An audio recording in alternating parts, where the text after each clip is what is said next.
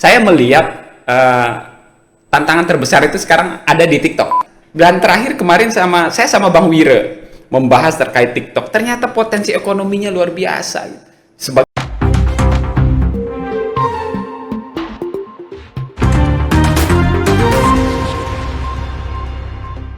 Assalamualaikum warahmatullahi wabarakatuh. Selamat datang di channel YouTube Kaum Podcast IBC, Islamic berkarakter dan cerdas. Bersama saya Naula Fatihatul Ulia. Tentunya di sini saya tidak sendiri karena saya sudah ditemani oleh seorang dosen dari Prodi Komunikasi dan Penyiaran Islam. Beliau juga merupakan YouTuber atau konten kreator karena beliau juga memiliki podcast ya. Di hadapan saya sudah ada Bapak Yusron Saudi. Selamat datang Pak Yusron. Siap, terima kasih Naula sudah diberikan kesempatan hadir di Kaum Podcast atau KPI FI Umat ya, podcastnya anak-anak KPI. Ya, apa kabar Pak? Alhamdulillah, ya baik. Udah sehat. Lama kita nggak ketemu ya. Ya, alumni dan dosennya nih. Kebetulan pernah diajar sama beliau dulu ya, dari semester 3. Okay. Ya. Bagaimana sih perkembangan komunikasi di dunia komunikasi saat ini?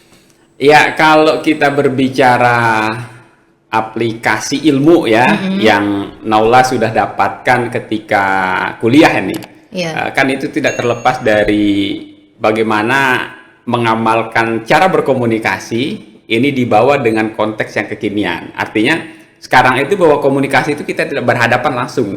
Seperti ini misalnya, tapi dengan di depan kamera kita bisa berinteraksi dengan sekian ribu orang, sekian juta orang tanpa kita ketahui bahwa dengan siapa kita sedang berkomunikasi. Nah inilah sangat terbuka sekali ini untuk kesempatan orang-orang yang bergerak di bidang komunikasi. Nah tentunya menurut saya pilihan yang tepat teman-teman mengambil jurusan ini karena insya Allah kalau ke depan digital ini kan terus berkembang. Iya benar. Konten kreator ini terus berkembang dan memang masanya gitu loh, memang masanya. Ketika analog ini sudah banyak ditinggalkan orang, digital kemudian datang dan perubahan teknologi ini adalah sebuah keniscayaan. Kita tidak bisa lagi minta undur. Jadi ini akan terus berkembang apapun nanti bentuk penggunaan teknologi ini mulai dari sekarang. Kita sudah dimanjakan sekali dengan ini. Iya, sekarang yang jauh terasa dekat, dekat terasa jauh. Nah, itu bahaya itu yang dekat terasa jauh. Ini gara-gara ini memang kita bagi yang bisa memanfaatkan dengan cukup baik, maka dia akan bisa produktif. Tapi kalau kita hanya sebagai konsumen, kita hanya sebagai penikmat, ya sudah kita hanya betul-betul menjadi pasar dijadikan oleh perangkat teknologi. Nah, komunikasi inilah menjadi peluang sangat terbuka untuk mahasiswa mengembangkan dirinya lebih jauh lagi daripada hanya berapa SKS yang didapat ketika kuliah gitu kan. Jadi harus tetap dikembangkan ya. Harus. Jadi harapan kita pun di jurusan ini ketika ada mata kuliah produksi siaran TV.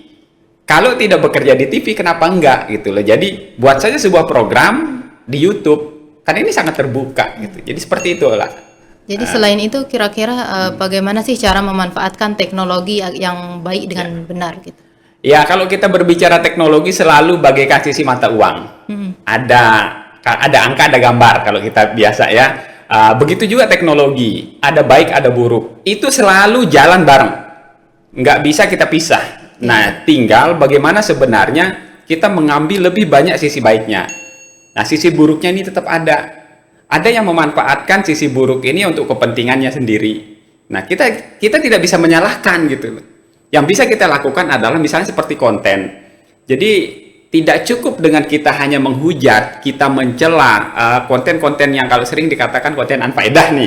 Nah, kita nggak cukup gitu, konten itu nggak baik. Tanpa kita berusaha, nah inilah tanggung jawab anak KPI.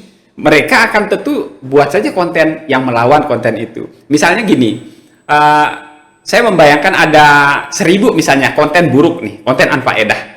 Terus kita yang anak-anak KPI ini lawan dengan 10.000 konten berfaedah. Paling tidak itu bisa melawan, mengimbanginya seperti itu gitu. Oh ya, terus menjadi seorang ini peluang untuk anak KPI juga ya bisa menjadi konten kreator. Nah, betul. Kan Bapak merupakan salah satu konten kreator ya, seorang podcaster. Oke. Mungkin teman-teman banyak yang ingin membuat podcast, tapi modal awal menjadi seorang podcaster itu apa sih? Modal awal seorang YouTuber itu betul-betul dirinya. Dari diri sendiri. Ya, saya pernah berbicara dengan beberapa YouTuber yang saya katakan udah sukses. Itu hadir di YS Podcast di rumah, di studio. Itu yang sudah memegang silver play button. Rata-rata itu udah 200 ribuan subscriber mereka. Nah, saya mencoba menggali di sana sebenarnya itu apa peluang yang ada gitu sebenarnya di dunia YouTube ini, di dunia digital konten ini.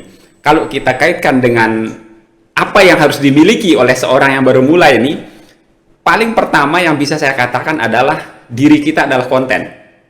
Ya, seperti dan apa? jangan lupa, subscriber pertama itu selalu diri sendiri. Diri sendiri. Terus? Iya, jadi kalau kita sudah merasa diri kita adalah sebagai konten, artinya begini, kita akan betul-betul mengeksplor diri. Kita tidak memikirkan bagaimana memanfaatkan orang ya untuk kita jadikan konten kita. Nah, kalau itu berasal dari diri kita, artinya itu yang kita cintai, yang kita suka gitu. Nah, pada akhirnya saya bisa mengatakan bahwa menjadi YouTuber, jadilah YouTuber yang betul-betul mencintai apa yang dilakukan. Nah, dengan demikian, maka sulit ketika kita kehabisan ide, kita nyerah misalnya seperti itu. Nah, tapi kalau betul-betul itu datang dari yang betul-betul kita sukai gitu, itu akan mengalir sendiri. Kemudian berikutnya ya tentu ya, belajar. Tantangan teknologi, perubahan aturan yang ada di YouTube itu tuh berkembang. Berarti harus tetap kita pelajari. Ya? Harus tetap, nggak bisa kita merasa puas nih misalnya sekarang nih terus berhenti belajar, nggak bisa juga lah gitu. Jadi selain juga rumus YouTuber itu jelas menerapkan CEO. CEO itu tidak akan pernah ada artinya tanpa video. Jadi video inilah menjadi kunci. Jadi tetap memproduksi video, intinya produktif dalam kreatif. Inilah ya anak-anak KPI ini kan memiliki peluang yang sangat luas gitu. Ya. Mengenai konten nih Pak, Ya. Kira-kira konten yang menarik biar orang tuh tertarik untuk nonton tuh seperti apa? Ya inilah uniknya, ya uniknya YouTube, uniknya IG, kemudian Facebook, terakhir TikTok, ada snack video dan lain-lain. Masing-masing memiliki karakter berbeda. Saya melihat tantangan terbesar itu sekarang ada di TikTok. Kenapa bisa kok di TikTok gitu? Kenapa bukan di YouTube atau yang lainnya? Ya, cukup unik TikTok ini. Saya pun memiliki akun TikTok tidak begitu lama saat ini karena awalnya saya melihat TikTok ini joget gitu. Iya. Hanya goyang-goyang joget. Di Iya, pikiran kan? kita kalau sebut TikTok itu joget-joget. Iya kan? Orang kan pasti membayangkan ketika punya akun TikTok, pikiran awal-awalnya saya juga berpikir underestimate. Oh, Pasti ini orang suka. gitu. Iya. Tapi ternyata setelah saya lihat gitu wah sangat luar biasa. Dan terakhir kemarin saya sama Bang Wira membahas terkait TikTok. Ternyata potensi ekonominya luar biasa. Sebagai konten kreator ternyata mampu mendapatkan untuk ekonomi. Jadi kan Penghasil cuan. betul penghasil cuan. Nah inilah tapi kalau untuk alumni atau mahasiswa KPI, motivasi pertamanya adalah kalau bisa ini ya, jadi niatan pertama mulai itu sebisa mungkin untuk kepentingan berdakwah. Iya. Nah, apapun isi materi dakwah tergantung yang dikuasai. Tidak harus kita kita menjadi hafiz 30 juz, kemudian hafal sekian, tidak harus. Tapi dengan kemampuan editor yang baik, bisa saja ustadz yang ada di kampungnya, itu dia yang memfasilitasi. Jadi apa ya, mahasiswa yang bergerak di bidang konten kreator seperti ini, tidak harus kita menjadi orang yang tampil di depan. Ada beberapa YouTuber itu bahkan tidak pernah menampilkan wajahnya. Jadi di belakang layar. Di belakang layar, hanya suaranya. Tapi luar biasa, saya punya teman itu di Lombok Timur, Bang Isnaini namanya. Itu panglimanya tutorial di YouTube itu. Ternyata baru pertama kali dia menampilkan wajah itu di YS Podcast. Sebelumnya tidak pernah gitu. Nah, biasanya dia di belakang layar aja. di belakang layar. Nah, masih banyak cara. Maksudnya ketika kita tidak pede, misalnya ya, tidak pede untuk menghadirkan wajahnya di depan, itu ya bisa saja dengan cara-cara berbeda. Misalnya konten tutorial dan lain-lain gitu. Nah, saya yakin seperti Bang Isnaini itu udah banyak sekali memberi manfaat. Nah, berikutnya dia akan mengembangkan konten-konten yang lain gitu. Nah, ini anak KPI memiliki peran yang sangat luar biasa. Jadi jangan merasa minder, patah arang, untuk intinya segera mulai itulah. Ya, intinya kita berani memulai dari diri sendiri dulu ya. Ya, itu karena konsep saya adalah diri kita adalah konten gitu. Jadi kita Oke. konten. Nah, itu Ya. tipsnya bagus banget ya. Itu adalah Nah. niat awal ya. Ya. Apa namanya? Modal awal untuk menjadi seorang YouTuber. Ya. Nah, gimana sih caranya kan kita kalau buat channel itu Ya. harus punya banyak subscriber. Ah, Nah, oke. kira-kira tips-tips untuk ini bisa dapat subscriber banyak itu gimana? Iya, kembali lagi memang kalau kita membahas cara, memang ada cara yang baik, ada yang tidak. Itu selalu itu. Di YouTube pun sama gitu. Ada cara-cara yang mau instan ya, itu boleh juga gitu. Silahkan, nggak ada masalah gitu, teman-teman. Mencari views atau mencari subscriber itu boleh. Tapi yang umumnya dilakukan adalah sebenarnya yang sehat itu biarkan itu tumbuh alami. Ya, artinya subscriber itu sebenarnya kita tidak perlu meminta tolong subscribe channel saya, kalau tidak apalah saya dan segala macamnya itu. Sebenarnya ya ada juga yang seperti itu nggak masalah tuh. Tapi kalau jamaah, saya sebut ya jamaah di YouTube ini sudah jatuh cinta, itu sudah suka dengan konten kita, dia dengan sendirinya akan mensubscribe. Iya, nah itulah sebenarnya yang diharapkan, karena dengan kemauan sendiri setiap ada video baru dia nonton. Beda dengan kalau kita misalnya nih, saya pinjam, mana HP-nya gitu, tanpa mengetahui, udah saya subscribe sendiri channel saya gitu kan misalnya. Nah, nanti itu akan lalu lalang biasa saja, nggak ditonton. Iya, karena orang nggak merasa, saya nggak pernah merasa subscribe, walaupun di situ tercatat subscriber gitu. Nah, jadi intinya adalah buat saja materi video yang menarik dari isi ya, itu kebermanfaatan. Kemudian kedua, penerapan SEO-nya, search engine optimizing-nya itu harus betul-betul. Dan sekarang ini yang memegang peranan penting adalah thumbnails. Thumbnails-nya itu betul, karena itu first looking-nya itu orang melihat pertama kali adalah thumbnails. Nah, disitulah kalau saya sarankan ya, kalau bisa bermain clickbait ya di situ. Artinya mampu mengangkat misalnya video kita 30 menit, tapi ambil sebuah kalimat yang kira-kira akan memancing orang untuk berkunjung ke situ. Nah, selain itu juga tentu belajar. Jadi sebisa mungkin itu manfaatkan komunitas. Misalnya ada komunitas YouTuber gitu, harus masuk ke situ. Nah, di situ kita kan studi kasus tuh. Ada yang bermasalah seperti ini, di sana bisa kita bahas gitu. Nah, saat ini pun saya sedang bersama teman-teman YouTuber Lombok Timur nih, alhamdulillah sudah membentuk sebuah komunitas YouTuber di Lombok Timur. Pesertanya ternyata luar biasa, udah 200 orang terkumpul gitu. Dan saya masih bengong melihat grup itu karena begini.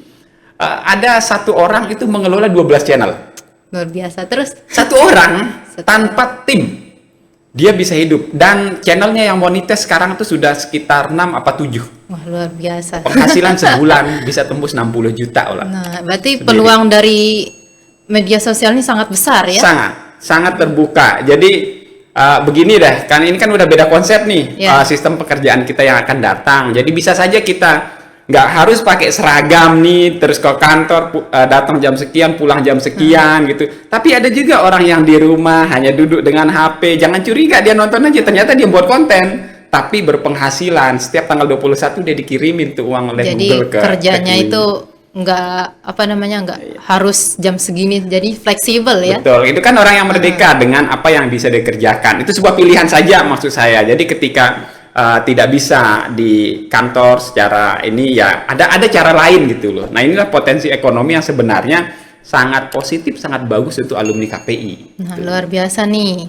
Jadi menjadi kuliah di KPI itu nggak rugi ya, apalagi di era digital seperti ini. Jelas. Mau dakwah juga bisa, mau buat konten-konten yang lain juga bisa ya. Betul. Jadi banyak sekali. Nah, karena kita di podcast ini Pak, bagaimana sih agar podcast kita itu menarik dan banyak yang minatin? Gitu. Oke, ini podcast, saya berbicara ini dulu lah. Sebenarnya peluang podcast, peluang podcast di NTB ini memang sangat terbuka.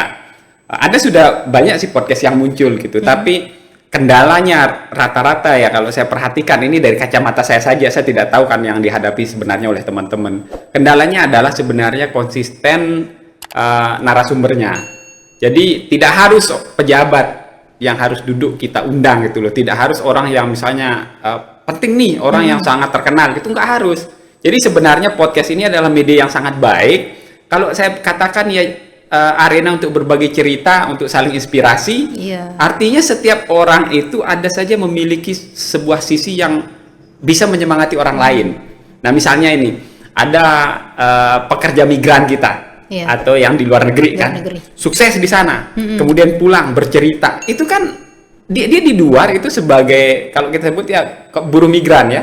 Nah, dia balik ke sini, dia bisa bercerita. Ternyata dari hasil pekerjaannya di luar negeri, dia bisa membangun pekerjaan. Jadi bisa berbagi pengalaman ya dengan yang lain. Nah itu enaknya kalau model podcast ini, jadi mengalir bercerita seperti ini gitu. Jadi tidak dibatasi waktu, kemudian fleksibel, siapapun ya boleh duduk berbicara gitu ya. Jadi saya berharap besar terhadap podcast KPI FAI Umat atau Kaum ya, Kaum Podcast yang dibuat oleh prodi ini dan di fakultas, kemudian di bawah naungan Universitas Muhammadiyah Mataram. Ini adalah arena yang cukup bagus untuk KPI ini untuk mengundang. Artinya dengan podcast ini bisa mengundang narasumber dan inilah akan membentuk jaringan yang bagus ke depannya gitu. Nah, jadi banyak sekali ini peluang untuk lulusan prodi komunikasi dan penyiaran Islam, terutama di era digital seperti ini ya. Kemudian kira-kira apa sih fasilitas yang dimiliki di umat ini untuk menunjang agar lulusan KPI nanti bisa menjadi konten kreator? Ini kalau untuk saya melihat jurusan KPI, komunikasi penyiaran Islam, menurut saya fasilitas dimiliki udah lengkap.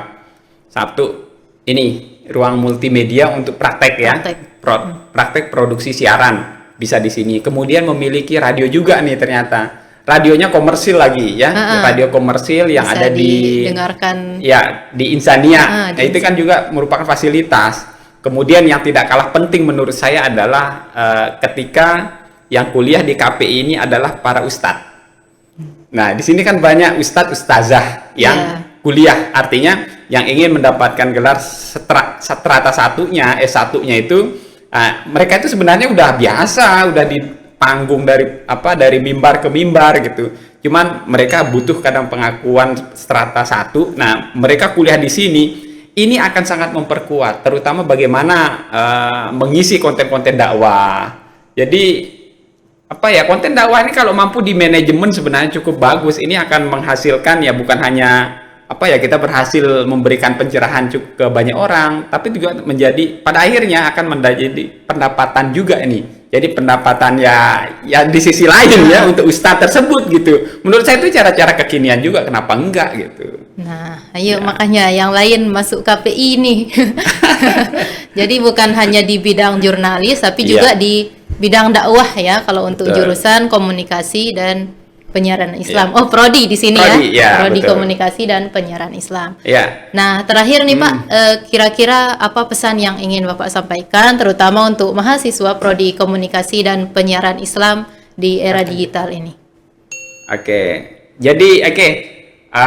Untuk mahasiswa jadi untuk mahasiswa KPI ini adalah kesempatan eranya mahasiswa komunikasi penyiaran Islam. Saya pernah berbicara dengan Kang Eris, beliau Ketua Asosiasi Penyiaran Televisi Digital. Itu sangat menaruh harapan besar nih terhadap alumni KPI, bagaimana agar alumni KPI ini yang memiliki kemampuan bidang broadcast ini bisa ikut meramaikan konten siaran kita ke depannya. Kemudian potensi ekonomi yang cukup menarik, cukup bagus yang ada di dunia digital saat ini semoga bisa menjadi peluang baru nih. Jadi peluang baru yang dimanfaatkan oleh teman-teman milenial sekarang, bahwa untuk mendapatkan penghasilan ya bukan hanya bekerja di bidang-bidang formal, tapi dengan berkreativitas di broadcast ini ternyata sangat luar biasa itu. Jadi timbalah ilmu yang sebaik-baik mungkin di jurusan komunikasi penyiaran Islam ini. Insya Allah kalau kita kreatif, kita konsisten untuk bergerak di bidang konten kreator ini, insya Allah akan, kalau saya bahasakan ya cerah lah kehidupan yang akan datang gitu lah. Sudah ada yang nunggu pekerjaan. Iya, jadi membuat sendiri. Udah banyak peluang. Iya, membuat sendiri ini ya. Jadi kita yang membuat sendiri, artinya kita merdeka dengan apa yang kita kerjakan. Mungkin itu. Ya. Tanpa perlu pergi lamar kerja, kita bisa buat pekerjaan kita sendiri ya. Betul, bisa menghasilkan. Itu sangat luar biasa. Kalau memang mahasiswa KP ini mampu percaya diri dengan yang dimiliki saat ini. Ya, berarti harus percaya diri, kemudian kreatif juga ya. Harus kreatif. Harus kreatif, ya. Ya, baik Pak. Terima kasih sudah meluangkan waktu untuk hadir di Kaum Podcast. Ya, terima kasih juga untuk teman-teman yang sudah mengikuti obrolan kita dari awal sampai akhir. Jangan lupa like, komen, dan subscribe. Jangan lupa di-share juga. Ya, terima kasih. Saya Naula Fatayatul Ulia dan kru yang bertugas mohon pamit undur diri. Wassalamualaikum warahmatullahi wabarakatuh. Waalaikumsalam.